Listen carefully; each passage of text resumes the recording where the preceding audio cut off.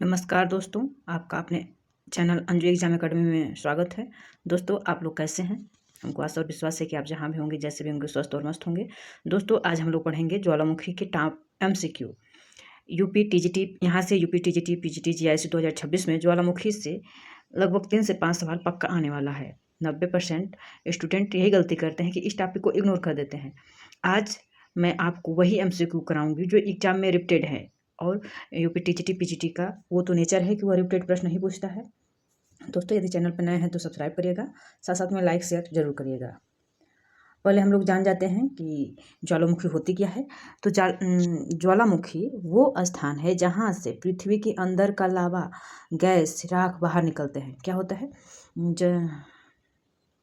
ज्वालामुखी वह प्रक्रिया है जो पृथ्वी के अंदर से आंतरिक बलों के कारण अंदर से गैस, धूल, गैस, राख, जलवाष्प बाहर निकलते हैं। और ज्वालामुखी 3 प्रकार की होती हैं मुख्य रूप से। एक्टिव यानी सक्रिय ज्वालामुखी। कौन कौन? एक्टिव यानी सक्रिय ज्वालामुखी।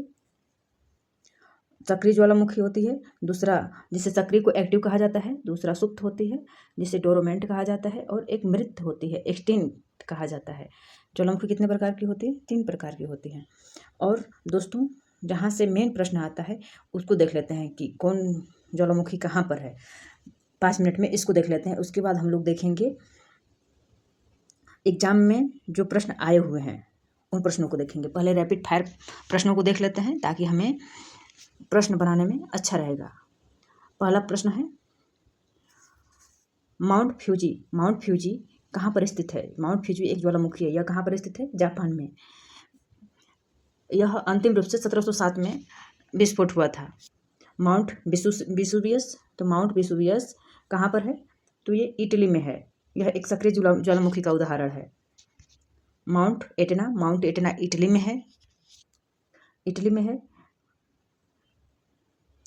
क्राकाटुआ इंडोनेशिया में है, जो इसका बहुत विनाशकारी हुआ था 1883 में। माउंट सेंट हेलेना अमेरिका में है, जिसका विस्फोट 1980 में हुआ था। मोना लोआ जो हवाई द्वीप पर स्थित है, विश्व का सबसे बड़ा ज्वालामुखी आयतन के आधार पर मोना लोआ है। प्रश्न यहाँ भी बन जाएगा कि विश्व का सबसे बड़ा ज्वालामुखी आयतन के आधार पर सबसे बड़ा कौन है? तो मोना लोआ है। वह कहाँ पर है? हवाई द्वीप पर है। यह किस प्रकार की ज्वालामुखी है? सिल्ड ज्वालामुखी है। माउंट किलिमंजारो अफ्रीका की सबसे ऊंची चोटी है जो निष्क्रिय यानी डोरमेंट है। यह तंजानिया में स्थित है। माउंट पिनाटाबू ये फिलीपींस में स्थित है, जिसका विस्फोट 1991 में हुआ था। माउंट मेरेपो इंडोनेशिया में स्थित है। माउंट मेरापी दुनिया का सबसे सक्रिय ज्वालामुखियों में से एक है। कौन? माउंट मेरापी कहाँ पर है? इंडोनेशिया में। दोस्तों, वीडियो पसंद आए तो लाइक करिएगा और कमेंट करिएगा। यदि कुछ कमी रह जाए तो साथ साथ में लाइक कर दीजिएगा और कमेंट भी करिएगा। बैरन आइलैंड वोल्केनो यानी बैरन द्वीप पर स्थित ज्वालामुखी जो भारत की एकमात्र सक्रिय ज्वालामुखी है। बैरन द्वीप कहाँ है? अंडमान निकोबार द्वीप समूह में है। कुछ रैपिड फायर प्रश्नों को देख लेते हैं। कंसेप्ट को देखें कि ज्वालामुखी क्या होती है, ज्वालामुखी कितने प्रकार की होती हैं, विभिन्न प्रकार के ज्वालामुखियों की स्थिति को देखें। अब कुछ 1 लाइन वाले प्रश्न उत्तर देख लेते हैं। उसके बाद जो प्रश्न आए हैं उनको देखेंगे ट्रिक सहित। बेसिक्स कंसेप्ट वाले हैं।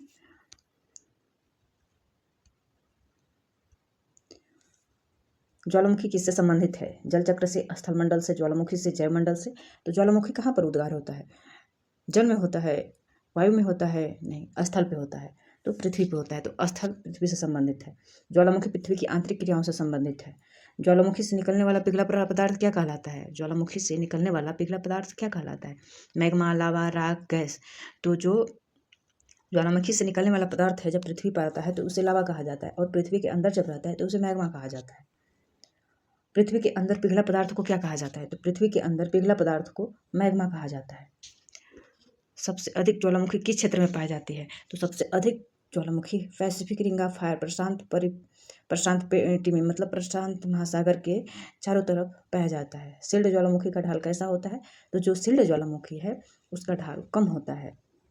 माउंट विसुवियस किस घटना के लिए प्रसिद्ध है? तो माउंट विसुवियस पोम्पेई विनाश के लिए प्रसिद्ध है। भारत का एकमात्र सक्रिय ज्वालामुखी कौन है? कमेंट करके बताइए कौन है? बैरन द्वीप ज्वालामुखी कहाँ पे है? अंडमान निकोबार द्वीप समूह में है। माउंट फ्यूजी किस देश में स्थित है? जापान में। मैं ऊपर सब बताई हूँ, उसी से संबंधित रिलेटेड प्रश्न है, अलग से मैं कुछ नहीं बता रही हूँ। ध्यान से सुनेंगे, प्रश्नों को करेंगे तो आपका पूरा क्लियर हो जाएगा, दिक्कत नहीं होगा। विश्व का सबसे बड़ी ज्वालामुखी कौन है? विश्व की सबसे बड़ी ज्वालामुखी मोना लोआ है। कौन है? मोना लोआ। क्राकाटोआ विस्फोट कब हुआ था? क्राकाटोआ 1883 ईस्वी में हुआ था। स्ट्रैटो बाल्कैनो को का दूसरा नाम क्या है? कंपोजिट बाल्कैनो। स्ट्रैटो बाल्कैनो का दूसरा नाम कंपोजिट बाल्कैनो है। विश्व सबसे विस्फोट ज्वालामुखी कौन सा होता है? तो कंपोजिट पिलियन तुल्य ज्वालामुखी सबसे अधिक होती है, क्योंकि इसका लावा चिपचिपा होता है। कल्डेरा क्या है? ज्वालामुखी के धंसने से बड़ा गड्ढा है। जब ज्वालामुखी जहाँ पर उद्गार होती है तो वहाँ पे जब धंस जाता है तो वहाँ पे बड़ा गड्ढा हो जाता है, जिसे कल्डेरा कहा जाता है। लावा का तापमान कितना होता है? 700 से 1200 डिग्री सेल्सियस। ज्वालामुखी गैस की प्रमुख गैस क्या है? देखिए, ज्वालामुखी में सबसे प्रमुख, सर्वप्रमुख, सबसे अधिक जलवाष्प निकलता है, और प्रमुख गैसों में CO2 और SO2 हैं। ज्वालामुखी किस सीमा पर पाए जाते हैं? तो प्लेट बाउंड्रीज पर, जहाँ पर प्लेटों की बाउंड्री होती है उसी सीमा पे पाए जाते हैं। मैग्मा में सिलिका की मात्रा अधिक होने पर क्या होता है? मैग्मा में सिलिका की मात्रा अधिक होने पर लावा गाढ़ा हो जाता है और विस्फोट के साथ बाहर निकलता है। निष्क्रिय ज्वालामुखी को इंग्लिश में क्या कहते हैं? निष्क्रिय ज्वालामुखी को इंग्लिश में डोरोमेंट कहते हैं। ज्वालामुखी से निकली राख क्या बनाती है? जो ज्वालामुखी है उससे निकली राख क्या बनाती है? उपजाऊ मिट्टी बनाती है। ज्वालामुखी किस ऊर्जा का स्रोत है? यानी ज्वालामुखी से कौन सी ऊर्जा प्राप्त होती है? जियोथर्मल, भूतापी ऊर्जा प्राप्त होती है। सबसे सक्रिय ज्वालामुखी क्षेत्र कौन सा है? तो पैसिफिक ओशियन, प्रशांत महासागर के चारों तरफ का क्षेत्र, जिसे रिंग ऑफ फायर कहा जाता है, वो है। जो ज्वालामुखी का मुख्य कारण क्या है? ज्वालामुखी का मुख्य कारण प्लेट टेक्टोनिक है। बेसाल्टिक लावा कैसा होता है? तो जो बेसाल्टिक लावा होता है वो पतला होता है, जिससे महासागरीय नितल की उत्पत्ति होता है। और एसिडिक लावा कैसा होता है? तो एसिडिक लावा गाढ़ा होता है, इसमें सिलिका की मात्रा अधिक होती है, और बेसाल्टिक लावा में सिलिका की मात्रा कम होती है और वह पतला होता है और भारी होता है। जबकि एसिडिक लावा गाढ़ा होता है, इसमें सिलिका की मात्रा अधिक होती है, जिससे पर्वत पहाड़ों का निर्माण हुआ है। ज्वालामुखी पर्वत का निर्माण किससे होता है? तो ज्वालामुखी पर्वत का निर्माण लावा जमने से होता है। जब ज्वालामुखी से के मुँह से, क्रेटर से लावा ऊपर निकलते हैं तो ज्वालामुखी पर्वत का निर्माण हो जाता है। मैग्मा चैम्बर कहाँ होता है? तो मैग्मा चैम्बर पृथ्वी के अंदर होता है। स्थेनोस्फीयर, जिसे स्थेनोस्फीयर कहा जाता है, यह मेंटल के ऊपरी भागों में पाया जाता है। ज्वालामुखी की मुख क्या कहलाता है? तो जो ज्वालामुखी का मुख है उसे क्रेटर कहा जाता है। लावा प्लेटूज उदाहरण है, मतलब जो लावा से बना पठार है वह मतलब कौन सा है? तो जो हमारा दक्कन यानी दक्षिणी दक्कन का पठार है उसे, वह लावा से निर्मित है। भारत में लावा का पठार कब बना था? तो क्रिटेशियस युग में, क्रिटेशियस पीरियड में भारत में लावा का पठार बना था। रिंग ऑफ फायर कहाँ है? तो ring of fire Pacific ocean यानी प्रशांत महासागर के चारों तरफ है। ज्वालामुखी किस मंडल में है? तो ज्वालामुखी लिथोस्फीयर में स्थित है। लावा ठंडा होकर क्या बनता है? जब ज्वालामुखी के माध्यम से लावा मैग्मा पृथ्वी पर आता है तो लावा बनता है, और लावा ठंडा हो जाता है तो आग्नेय शैलों का निर्माण होता है।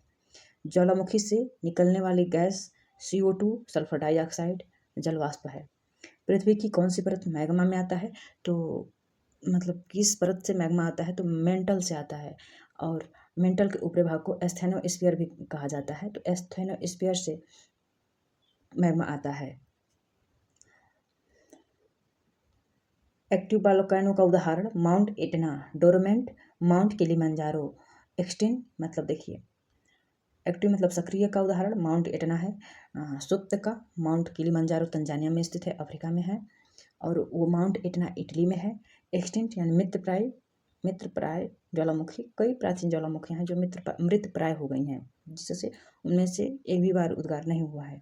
भारत में ज्वालामुखी कहाँ है? तो भारत में ज्वालामुखी अंडमान निकोबार द्वीप समूह में है। ज्वालामुखी का अध्ययन वोल्केनोलॉजी कहा जाता है। दोस्तों, ज्वालामुखी का पार्ट एक और आएगा, जिसमें TGT PGT में जो प्रश्न आए हुए हैं उसको शामिल किया जाएगा। यदि इसी में मैं उसको इंक्लूड कर लूँगी तो शायद बहुत बड़ी वीडियो हो जाएगी।